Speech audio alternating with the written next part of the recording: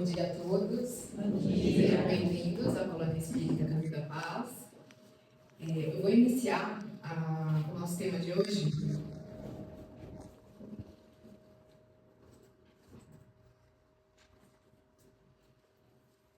Mediunidade em crianças.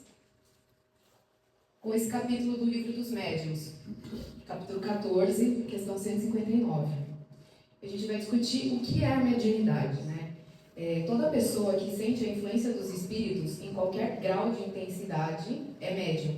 Essa faculdade é inerente ao homem, por isso, mesmo não constitui privilégio e são raras pessoas que não a possuem, pelo menos em seu estado rudimentar. Então, a mediunidade, ela não é algo restrito do espiritismo. A mediunidade é um atributo do ser humano, né? Todos nós possuímos a mediunidade. Todos nós somos sensíveis em algum aspecto, né, de alguma forma. Mas existe a mediunidade ostensiva, que é quando a pessoa ela começa a expressar de forma mais forte, né, que ela tem evidências, ouve vozes. Existem variados tipos de mediunidade, né? Tem a mediunidade de sentir o cheiro, o gosto das coisas, tem a mediunidade de cura. Então, as formas de mediunidade são extensas. E aí a gente vem trazendo isso porque o Espiritismo, ele explica a mediunidade de uma forma mais assim, concreta. E ele dá os parâmetros, ele consegue direcionar essa pessoa para onde ela pode seguir, onde ela pode buscar ajuda, como ela pode se melhorar. E o Espiritismo vem trazer isso. Mas a mediunidade, ela está presente em todos. Quem é a criança? A criança é um espírito reencarnado, um espírito antigo, milenar. Traz em seu inconsciente conhecimentos, dificuldades e conquistas anteriores, que se expressam em forma de aptidões, tendências, limitações, bloqueios, traumas e constitui todo o elenco de facilidades e dificuldades que irão influenciar todo o seu processo de desenvolvimento. Então, a criança, ela está num estado de criança, né? Num estado, todos nós passamos pela infância, mas nós somos espíritos imortais, reencarnados. Qual a finalidade, né, de a gente passar pela infância? Porque sabemos que em alguns mundos mais elevados, a infância é mais curta, e até em alguns nem existe a infância. Mas nós aqui, nesse patamar que estamos, nós necessitamos de passar pela infância.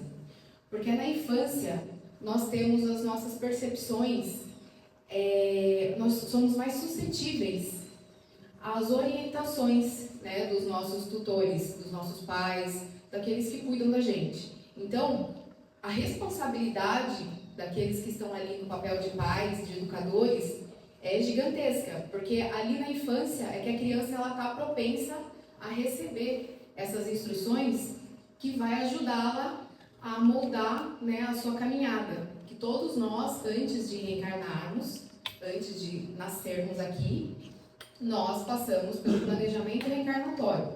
Então, é feito todo um planejamento, todo um estudo na espiritualidade, né, de onde nós vamos reencarnar, onde nós vamos nascer, qual a família, quais serão as provas, né, o teor das provas que nós iremos passar. Não necessariamente, né, exatamente, nós não sabemos exatamente o que, mas nós sabemos, né, o intuito de cada prova, o teor das provas que iremos passar. Então, a criança, ela passou por um processo, né, um planejamento. Então, todos nós temos esse planejamento.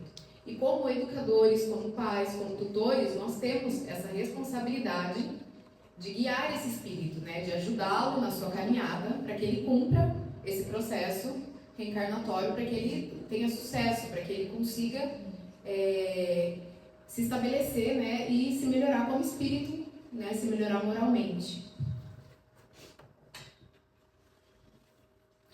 Aí aqui a questão do Livro dos Espíritos, capítulo 6, questão 383.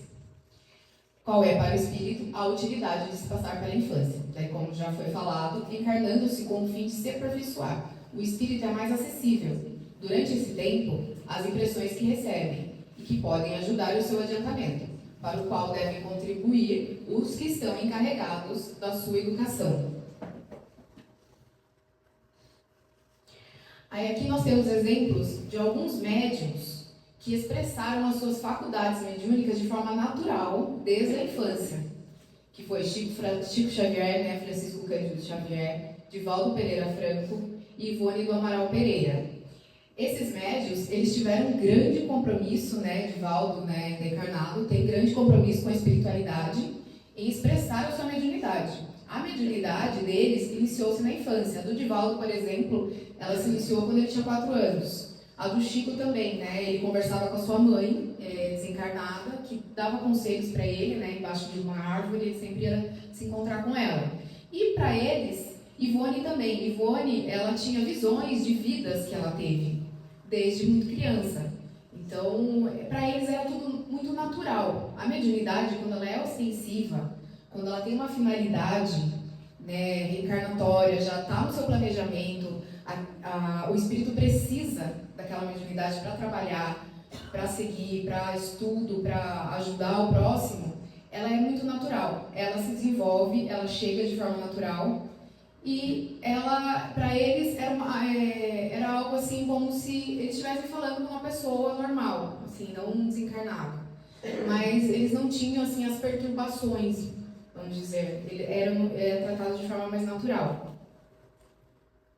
Aí aqui alguns sinais de mediunidade e ou perturbação. Porque André Luiz também vem nos falar que a criança, ela completa a sua reencarnação aos 7 anos. Então, até os 7 anos, a criança ela tem facilidade em sentir o mundo espiritual, muito mais que nós, adultos. Então, ela está mais ligada, vamos dizer, ao mundo espiritual do que ao material. O processo de reencarnação, ele se completa aos 7 anos de idade. Então, até os 7 anos, a criança ela pode sentir, ela pode ouvir, ela pode ter um amiguinho imaginário, né, que é muito comum nas crianças. E tudo isso pode ir cessando, né, conforme ela for crescendo. E aí aquilo pode parar e ela não desenvolver mais nenhum sinal de mediunidade. Caso seja para ela trabalhar essa mediunidade vai retornar. Então, ela pode fazer os tratamentos para que ela consiga, né, se acalmar, entendendo, né, sendo evangelizada, mas se ela tiver que trabalhar com mediunidade, essa mediunidade vai voltar, né, na adolescência, lá para os 18 anos, ou, né, até um pouquinho mais cedo, mas aí a mediunidade volta. Então, alguns sinais de mediunidade: ouvir vozes, evidências de pessoas que já partiram, ou um amigo imaginário, alterações repentinas de humor, medo excessivo, sem causa aparente, sono frequentemente agitado e sonambulismo. Existem outros sintomas também, né? Mas os principais, né, que a gente ouve, que a gente tem nas literaturas são esses. E alguns dos sintomas, eles podem acabar conturbando, né, a criança, o ambiente em que ela está, né, a família, o entorno dela. E pode ser algo que cause nela uma tristeza, um desconforto. É imprescindível que a família procure ajuda para essa criança, né? Que a família saiba orientá-la. Aqui nós teremos também uma questão no livro dos Médiuns, capítulo 18, 221, parte 6. Haverá inconveniente em desenvolver-se a mediunidade nas crianças? Certamente, e sustento mesmo que é perigoso. Então, o que o Espiritismo vem nos passar, né? Que desenvolver a mediunidade na criança não é recomendado. A criança já ter uma mediunidade ostensiva é algo natural. Mas queremos que aquilo fique mais forte, se expresse de forma mais evidente, isso não é recomendado que seja feito. Então, nós temos que tratar com bastante cautela, né, e com muito apoio. Falar com muita naturalidade com a criança, tratá-la de forma a compreender o que ela está falando, a acreditar no que ela está falando, né, trazer aquilo que ela está falando como uma verdade e tentar expor para ela, né, tentar direcioná-la. Mas desenvolver a mediunidade na criança não é aconselhado. Caso ela já tenha essa mediunidade ostensiva, a gente vai, logicamente, que aconselhá-la e direcioná-la ao tratamento adequado. Como sabemos o que de fato é? Através da observação e da análise. Até os 7 anos, a criança tem relativa facilidade em perceber a presença de espíritos. Isso não significa que ela tenha mediunidade ostensiva. Visões podem ser fantasias, formas de pensamento, lembranças de vidas passadas e evidências de espíritos.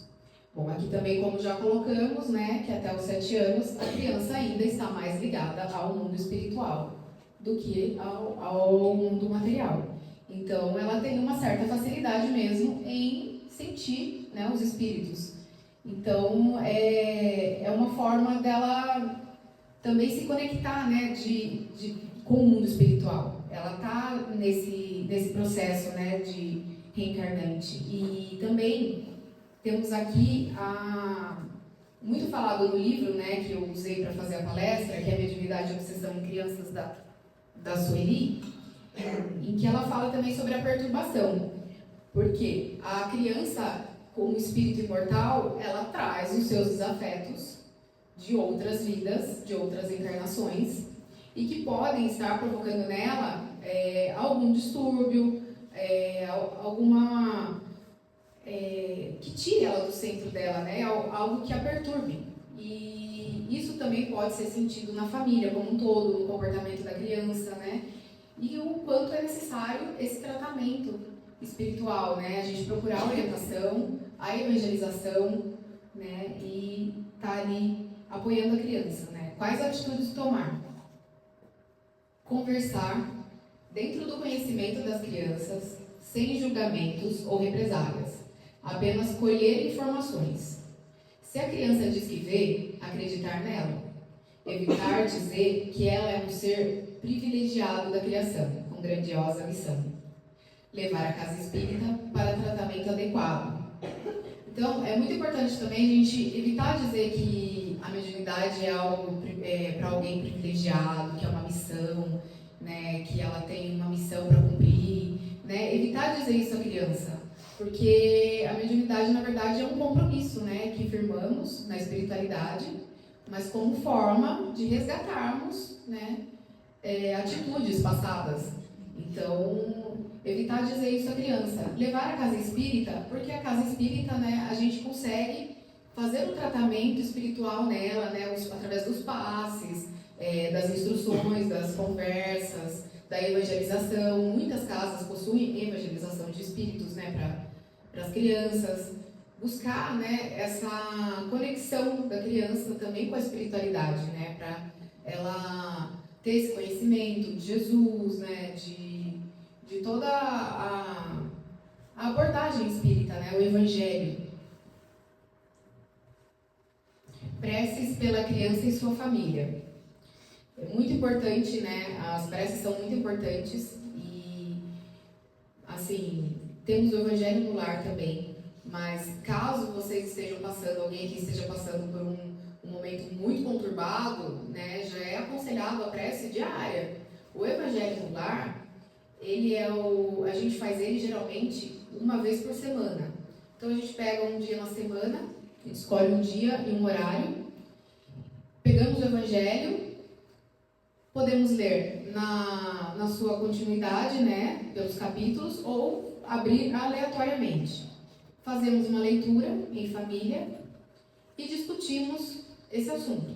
Então, fazer essa reunião, né, em família, caso vocês não consigam fazer essa reunião com todos da família, ou a criança não consegue também ficar ali junto, façam, nem que sejam sozinhos, mas estabeleçam um dia, um horário, para que seja feito o evangelho, porque o evangelho, ele vai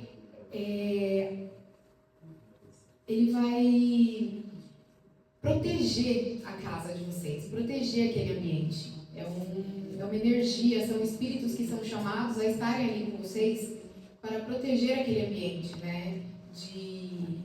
De ameaças espirituais, de espíritos mesmo que queiram adentrar ali. Então, o Evangelho é muito importante e a constância dele também.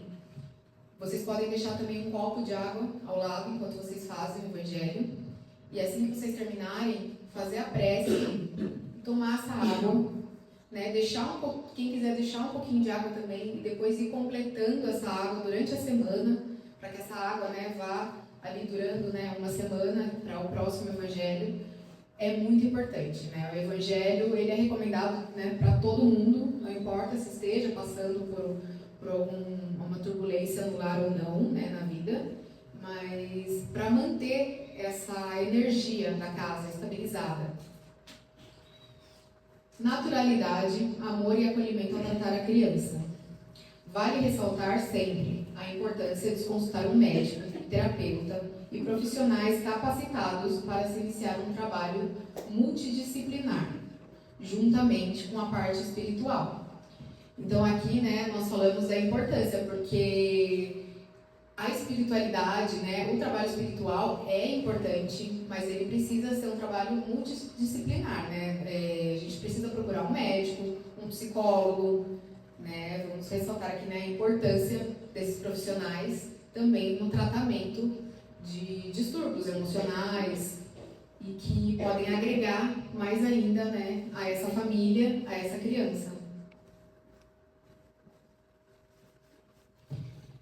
Aqui o capítulo 6 do Livro dos Espíritos, Espíritos Protetores.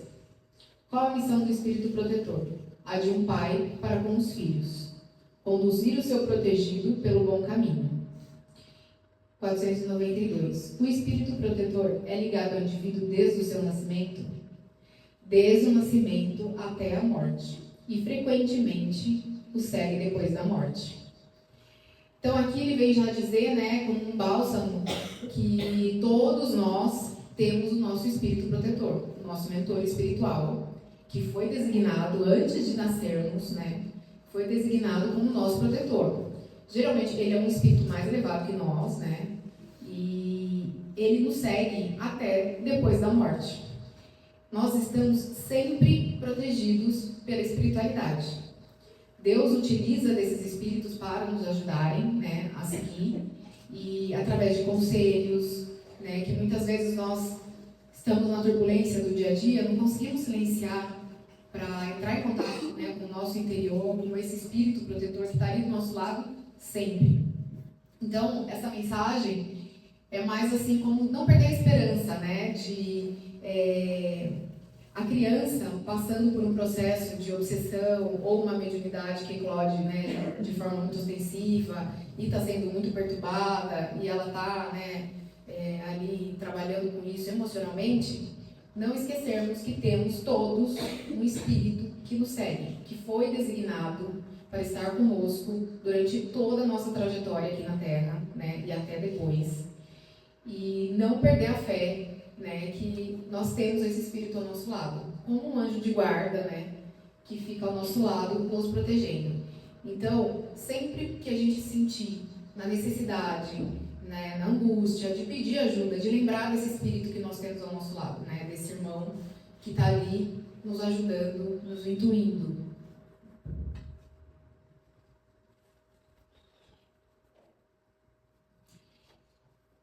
E aqui é uma mensagem também que, considerando que há o tempo certo para tudo na natureza, assim também os pais e cuidadores devem aguardar o momento oportuno para que os filhos exercitem a mediunidade, no cumprimento dos deveres assumidos no mundo espiritual, antes de reencarnarem. Aqui, né, está falando muito sobre o dever, né, que nós, pais e educadores, temos. E se for pensar, todos somos educadores, né? Até os que não têm filhos, né, não têm nessa vida, mas já tiverem outras, mas todos nós somos educadores quando encontramos, né, com alguém na rua, né, e podemos passar uma palavra, podemos ajudar de alguma forma, né, uma criança. Então todos nós estamos na posição de educadores. E a responsabilidade que nós temos, né, em guiar essa criança, em guiar esse espírito, porque ela tem um planejamento, ela tem uma missão a ser cumprida. E também de esperarmos o momento oportuno, porque se ela tiver a mediunidade como forma de aprendizado, de trabalho nessa vida, né, ela vai desenvolver e de estarmos ali junto dela, né, que possamos estar ali para incentivá-la, mas também para dar o apoio, o suporte como educadores e pais, né, e levá-la aos tratamentos adequados, em fazer a prece, em ensiná-la o Evangelho, né, em falar sobre Deus, falar sobre Jesus, para que ela vá conhecendo já desde, né, muito cedo, e que isso vá moldando o caráter dela, porque ela está mais suscetível às nossas impressões, né, aos nossos ensinamentos. Então, que possamos usar disso, né, para que a gente consiga orientar, que a gente consiga trazer esse espírito e que ele cumpra o papel dele nessa existência. Eu vou falar agora sobre uma passagem do livro. É um poema do livro Mediunidade e Obsessão em Crianças. Tem uma passagem do livro de Divaldo Franco, o poema de Joana de Ângeles, Filho de Deus. Deus te ama, e tu percebes, sua ternura te rocia a face, e suas mãos te sustentam. Seu hálito te vitaliza, e sua voz silenciosa chega aos seus ouvidos, com bênçãos, com esperanças e com orientações. Deus te busca e te encontra. Agora que o sentes, deixa-te penetrar e conduzir ao destino feliz que te reserva. Deus vive, manifesta e dilata o seu amor através de ti. Tu sabes, e onde estiveres, Ele estará sempre contigo. Esse é um poema que vem renovar, né, as nossas esperanças, a nossa fé, de que Deus está sempre ao nosso lado, né? Nós temos que passar pelo que temos que passar, né? Tudo foi planejado antes de aqui estarmos. Tudo foi encaminhado, espíritos foram enviados para nos ajudarem, né? Espíritos encarnados, espíritos desencarnados na espiritualidade estão nos ajudando a seguir. E essa tarefa, né, que temos aqui como pais, como educadores, de orientar um espírito, né, para que ele consiga fazer o melhor da sua encarnação, né, para que ele consiga cumprir o seu planejamento reencarnatório, né. A responsabilidade que temos nas nossas mãos é gigantesca, né, esse dever que Deus nos deu, essa tarefa, e que tudo é vencido com o amor, né? O amor, o acolhimento. O amor é o que rege a espiritualidade. Então, acolhemos essa criança com amor, né? E orientá-la dentro da família. Podemos ser os únicos, né, que estão ali do lado dela para orientá-la, mas que nunca faltemos com ela. Estejamos sempre presentes na vida delas, né, para que elas consigam passar por essa reencarnação da melhor maneira possível. E aqui a passagem de Marcos, né, deixar vir a mim que Jesus, né, diz, deixar vir a mim as criancinhas e não impeçais, porquanto o reino dos céus é para o que se lhe assemelham. Que Jesus, ele está querendo dizer que as crianças, né, não que tenhamos que ser como as crianças, mas é que a pureza das crianças, né, é o que importa, né, para ele. A pureza, a inocência, essa criatividade, essa busca fugaz que a criança tem no conhecimento, de querer saber, de querer encontrar maneiras, né, que a gente nunca perca isso, né, que é essa nossa busca interior, que a gente nunca perca, que a gente sempre esteja atento às mensagens que chegam da espiritualidade para nós, né? E é isso. Finalizo a minha palestra de hoje com uma prece. Vamos fechar os nossos olhos. silenciar os nossos pensamentos.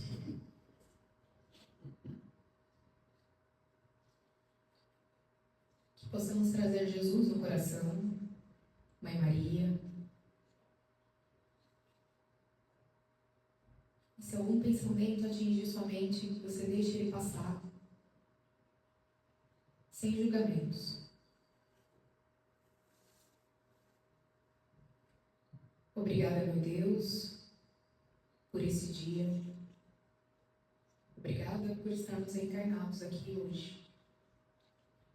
Obrigada por toda a espiritualidade que aqui se encontra, realizando curas, tratamentos, atendimentos. Gratidão, meu Deus, pela vida que temos. Gratidão por podermos desfrutar desse momento. Pedimos para que estejam sempre presentes em nossa vida, nossos amigos espirituais, nosso mentor, nos guiando pelos caminhos que devemos percorrer. A estrada, às vezes, pode ser um pouco tortuosa, mas sabemos que está sempre ao nosso lado, meu Deus, nos dirigindo, nos acalentando, tendo misericórdia infinita de nós. O que temos que passar, sabemos que são todas as dívidas amortizadas e que temos a força e a coragem de passar por elas. Abençoa, meu Deus, a nossa casa, o nosso lar. Abençoa os nossos familiares, todos aqueles que aqui não puderam estar, que sejam envoltos no seu amor e na sua luz, que possam ser abençoados e guiados, meu Deus. Que possamos sair daqui um pouquinho melhores do que entramos. Que possamos levar um pouquinho de conhecimento, de informação para quem está lá fora. E que assim o Senhor, meu Deus, esteja vivo em nossos corações, hoje, agora e sempre. Assim seja.